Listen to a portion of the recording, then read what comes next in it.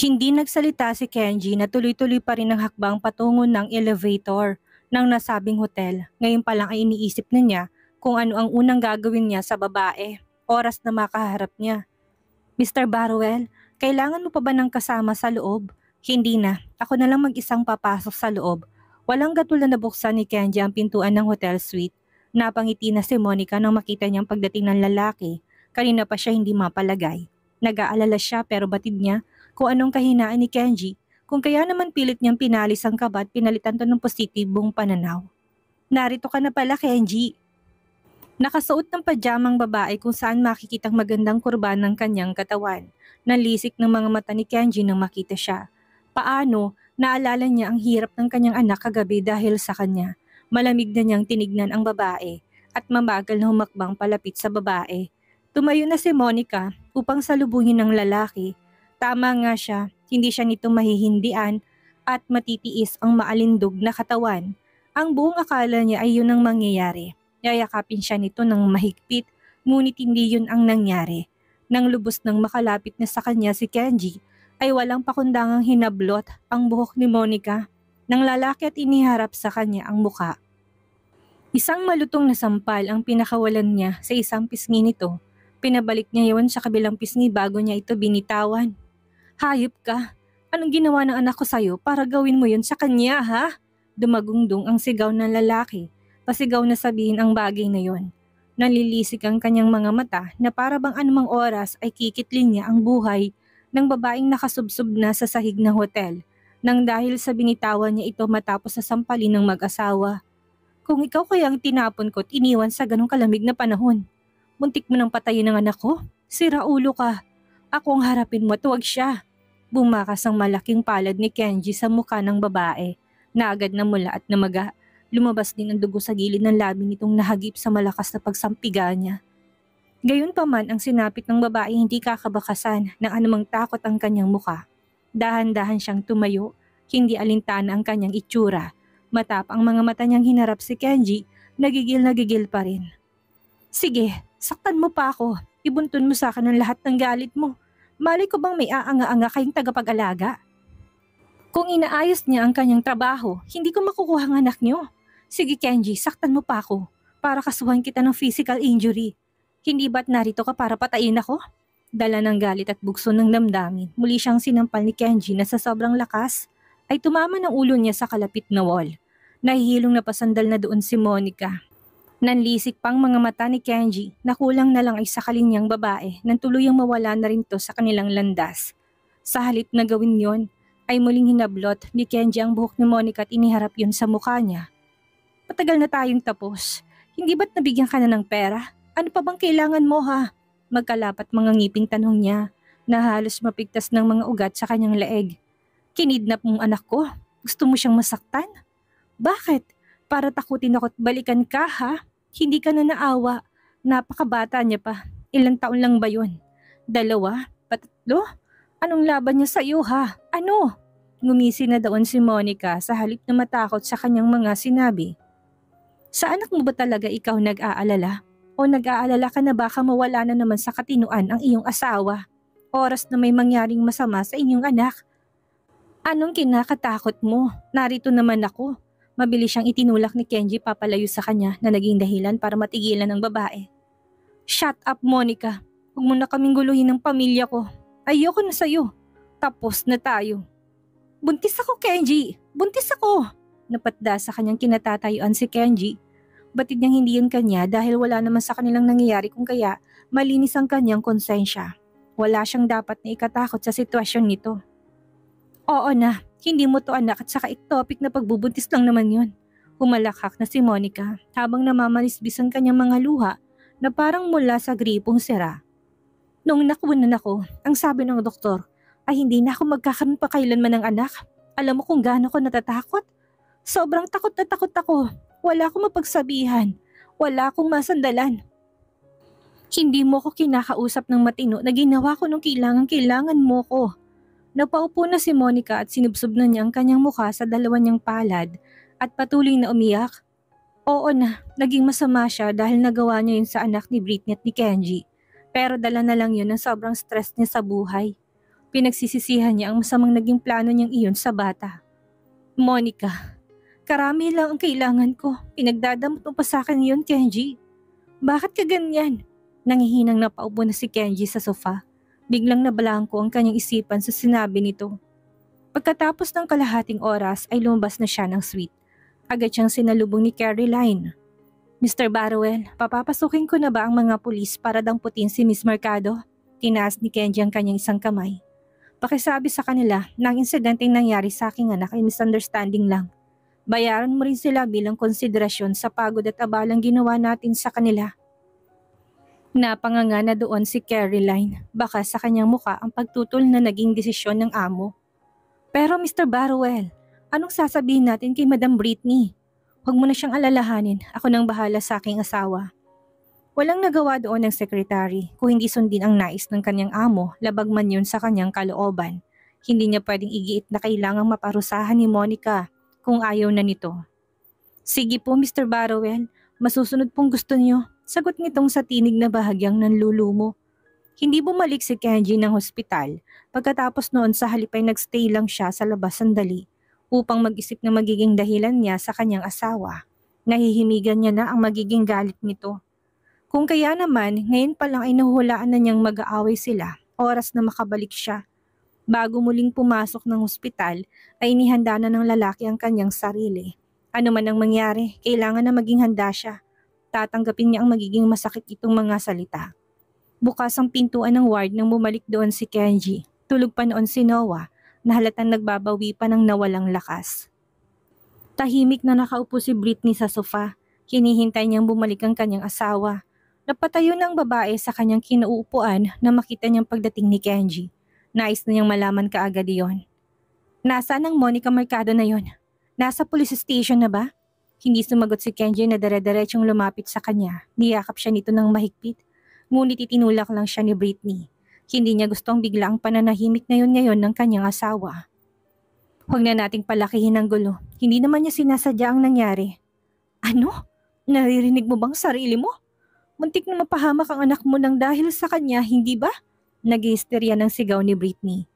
Kung hindi niya gagawin yun, ay parang hindi siya nito maririnig. Kenji naman, bakit mo to ginagawa? Bulag ka ba? Kita mo kung paano muntik na mapahamak si Noah, hindi ba? Britney, kalma. Hindi na babalik pa si Monica dito para manggulo. Hindi na rin niya magagawang saktan si Noah. Hindi magtatagal ay aalis na siya ng bansa. Aalis ng bansa? Hahayaan mo siyang makatakas? Akala ko ba papanagutin mo siya sa batas? Ano ba?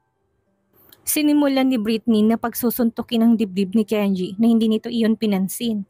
Ilang beses na muling sinubukan nitong yakapin siya, ngunit umatras si Britney nang maiwasan niyang mayakap ng asawa niya. Nang magpumilit pang lumapit si Kenji sa kanya, hindi na niya napigilan ang pagsabog ng damdamin. Isang malakas na sampal ang pinakawalan niya na tumama sa isang pisngi ni Kenji. Bagay na noon lang niya nagawa dahil wala siyang lakas sa saktan. At labanan ng asawa, ibang usapan na pagdating sa anak. Kaya niyang gawin ng lahat kahit pa si Kenji ang kanyang kaharap. Ilalaban niyang anak niyang si Noah. Bakit hahayaan mo siyang makatakas? Para ano? Para ituloy ang relasyon niyong dalawa? Kenji naman, hinayaan mo makawala ang babaeng halos patay ng anak natin. Grabe ka, akala ko'y kami ng anak mong mahalaga. Ano na naman to? May bago ka na namang pakulo. May bago na naman? Sabunot niya sa kanyang sarili na para bang kapag ginawa niya yon ay gagaan ang kanyang pakiramdam. Sa sobrang sama ng loob ni Britney ay nangatal ng kanyang buong kalamnan. Sinubukan siyang mahigpit na yakapin ni Kenji nang makita siyang itsura ng kanyang asawa. Subalit mara siyang tinulak nito, papalayat patakbong tinungon ng nakabukas na pintuan ng VIP ward na kinaroroonan nila. Hindi ako papayag na ganito lang ang mangyayari, Kenji. Hindi ako papayag. Tatawag ako ng pulis at pagbabayarin ko siya sa kasalanan ginawa niya sa anak natin. Pagbabanta ni Britney habang lumuluha. Britney, hinabos siya ni Kenji at nang maabutan ni niyakap ng mahigpit tong muli. Nagwala na si Britney doon na muling pinagsasampal ang mukha ni Kenji. Hindi niya alintanang mga nakakarinig at nakakakita doon kabilang na si Manang Elsa. Nagulantang sa kanyang mga nakikitang iskandalo ng dalawa. Nakikiusap ako, Britney, ngayon. Huwag na nating pagkukulan ng pansin si Monica. Hindi na siya babalik. Hindi na siya muling manggugulo sa atin. Pabayaan na natin siyang lumayo. Nakikiusap ako, Han. Please lang. Ilang beses na iniling ni Britney ang kanyang ulo. Hindi pa rin makapaniwala sa desisyon ng asawa na hindi siya alam na pangyayari kung kaya naman biglang nagbagong desisyon itong pagbayarin nila yon. At wala siyang interes na malaman ang bagay na yon dahil baka lang lalong sumabog ang damdamin niya. Binigyan kita ng isa pang pagkakataon, Kenji, dahil naniniwala akong magbabago ka na. Nagkamali ako, hindi ka na magbabago. Anak mo nang sinaktan, sariling dugo mo at laman, pero bakit hindi mo siya mabigyan ng hustisya? Bakit pinatakas mo may gawa noon sa kanya? Kahit malang maging regalo mo na yun sa nalalapit niyang kaarawan, Kenji. Wala kang kwentang tao. Wala kang kwentang ama. Han, wag mo kong matawag-tawag na Han.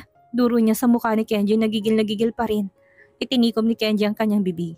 Hinayaan niyang ilabas ni Britney ang frustration na kanyang nararamdaman. Malakas patong umatungal ng iyak hanggang pakiramdam niya ay naubusan na siya ng lakas ng kanyang katawan. Sobrang sama ng loob niya sa kanyang asawa na pakiramdam niya na kailanman hindi na niya ito muling mapapatawad pa.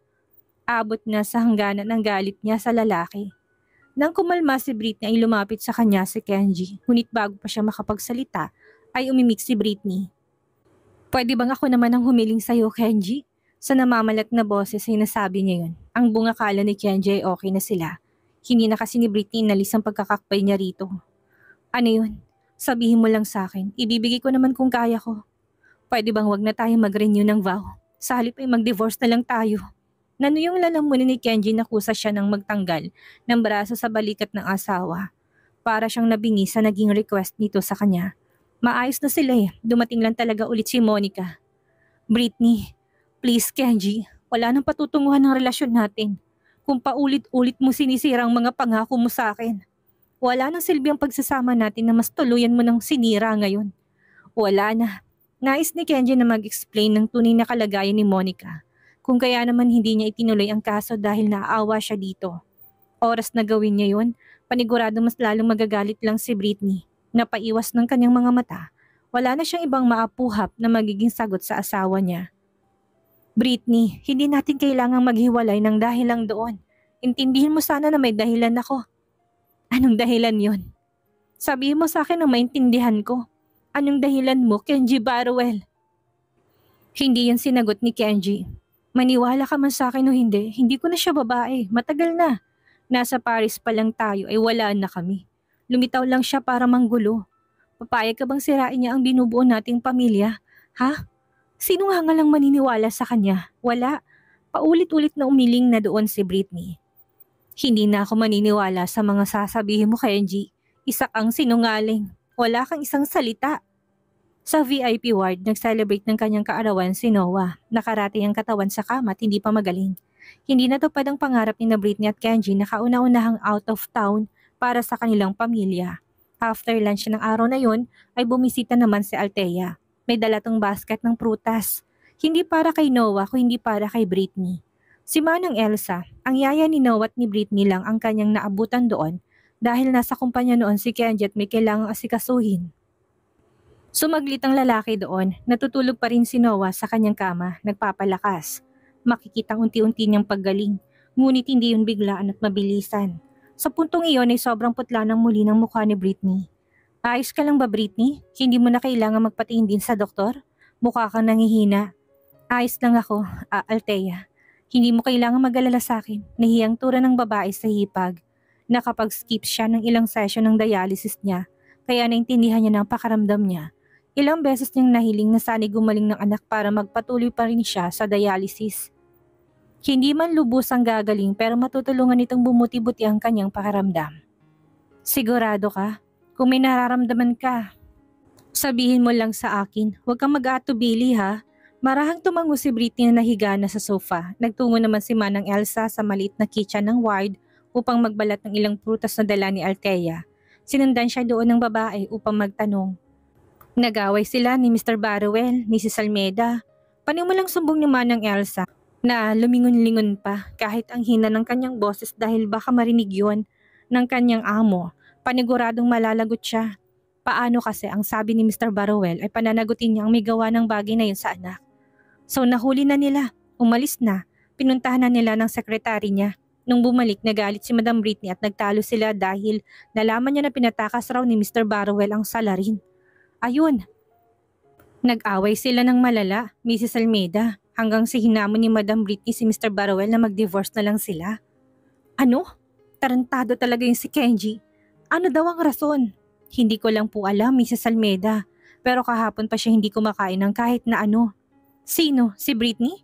Bago pa makasagot si Manang Elsa, si Britney ang sumagot na sa likuran na nila sandaling yon. Hindi sa ayaw kong kumain, Manang Elsa. Wala akong ganang kumain ng kahit na ano. Pagtatama niya dahil maling impormasyon ang kinakalat nito sa kanyang hipag. Malaki ang pagkakaiba ng dalawang yon. Hilaw nang umiti si Manang Elsa, niinabot na kay Britney ang plato ng prutas na binalatan niya. Namula na mukha niya sa hiya dahil nahuli siya nitong nagsusumbong sa hipag nito. Nahiya siyang napatungo. Pupuntahan ko po muna si Noah, wala siyang kasama. Anito kahit na naroon naman ang nyaya. Inilapag ni Britney ang plato ng prutas na ibinigay ng kanilang kasambahay. Wala pa rin siyang gana. Britney, pwede ba tayong mag-usap? Na dalawa? Mapaklang umiti si Britney, hindi niya alam kung anong kailangan pa nilang pag-usapan. Ngunit ganun pa man ay sumunod pa rin si Britney kay Althea nang lumabas to ng silid. Bumaba sila sa cafe ng hospital upang doon mag-usap matapos na pagbilinan ang mga naiwanan kay Noah na bantayan nila ito. Ilang minutong tinitigan ni Althea ang itsura ni Britney, nakikinita niyang may mali talaga sa hipag niya. Nakapagpa-check up ka na ba? Nag-aalala na ako sa itsura mo. Parang may mali at kakaiba. Whole body physical examination para malaman natin kung merong mali sa katawan mo. Alam kong importante ang anak mo sa'yo, kaya marapat lang na malakas din ang pangangatawan mo, Britney. Huwag mong pabayaan ang sarili mo. Kapag nagkasikip ka, sino na mag-aalaga sa anak mo? Gusto mo siyang pabayaan? Tayo na mga ina, dapat inaalagaan din natin ang sarili natin. Ginagapan ni Althea ang kanyang isang kamay, pilit na inaarok kung anong laman ng kanyang isipan ng mga sandaling iyon. Bukas, ako na mismo magsiset ng appointment mo sa doktor. Magpatingin ka. Huwag mo sanang masamain ito, Britney. Dahan-dahang hinila ni Britney ang kamay niya mula kay Althea. Abot-abot ng kaba ng puso niya. Hindi na kailangan, Althea. Ayos lang ang katawan ko. Baka dahil lang ito sa pagod at puyat. Isa pa, nagpatingin na ako at wala namang problema sa katawan ko. Hindi mo kailangan mag-alala sa akin. Napuno ng pag-aalinlangan ng mga mata ni Althea. Pakaramdam niya hindi nagsasabi ng totoo ang kaharap niyang babae. Parang may inililihim ito sa kanya. Bagay na kailangan niyang malaman kung ano. Britney, totoo lang na mahihilingin sana ako sa iyo bilang tiyahin ng anak kong si Noah. Natigilan si Althea sa akma niya sanang paghigop sa kaming kanyang tangan. Ano yun? Alam naman natin na may mga babaeng nasaktan si Kenji kung sakali lang na may masamang mangyari sa akin isang araw dahil sa kagagawa nila. Huwag mo sanang pababayaan si Noah. Ikaw nang magpalaki sa kanya. Diretso niyang usal habang nakatingin sa mata ni Althea. Napawi ang mga ngiti ni Althea sa kanyang labi. Hey Britney, anong pinagsasabi mo? Anong kami magpapalaki sa kanya? Mayama siya, si Kenji. At saka, ano namang masamang mangyayari sa'yo? Nakaka-depress naman niyang pakinggan. Okay ng lahat, maging panatag ka na. Huwag mo nang alalahanin pang nangyari kay Noah. Oras na sabihin ni Kenji na safe na kayo, maniwala ka. Magiging safe na kayong mag-ina. Saka kahit hindi mo sabihin, mahal namin si Noah. Huwag kang ganyang magsalita. Kinikilabutan ako. Hay nako, ang mabuti pa inumin mo na yan at tumakyat na tayo. Baka kulang ka lang sa tulog. Kung ano-ano ng mga naiisip mo. Hindi na muling nagsalita si Britney. Kilala niyang ugali nito. Ayaw nito nang kinukulit siya paulit-ulit. Bumalik sila sa ward at nakatulog si Britney ng ilang oras habang naroon si Althea kasama nila. Nagsimula siyang magtanong kay Manang Elsa na mga napapansin niya sa ikinikilos ng kanilang amo sa villa. Wala naman pong kakaiba, Madam Althea. Palagi lang po talaga siyang walang energy. Ganun ba? Gamot? Wala ba kayong gamot na napapansing palihim na iniinom niya? Wala naman po. Ay, meron po. Sasakit daw po ng ulo niya. Normal na gamot lang. Napatango-tango na doon si Althea. Masama ang kutob niya. Meron siyang paghihinala dito. Pero Madam Althea, isang beses may napansin po kay Madam Britney pagka-uwi niya ng villa. Bawi ni Manang Elsa na bahagyang lumapit pa kay Althea. Natatakot kasi siyang marinig ng amo sabihin yon. Anong ibig mo sabihin? Nakita ko pong may tusok siya ng karayom. Hindi sa kamay ko, hindi dito.